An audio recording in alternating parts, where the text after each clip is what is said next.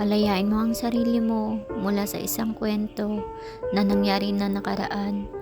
Wala ka nang magagawa, bitawan mo na yan. Pag habang buhay mo dinala yan, tandaan mo hanggang mamatay ka, daladala mo yan sa pananagutan mo sa Diyos, sapagkat ano ang sabi niya, kung hindi ka nagpatawad sa lupa, huwag kang umasa, patatawarin ka sa langit.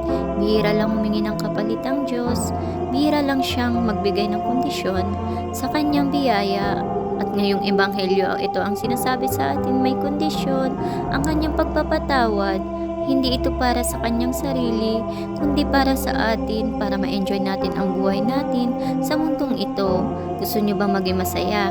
E di palayain yung puso nyo mula sa hindi pagpapatawad.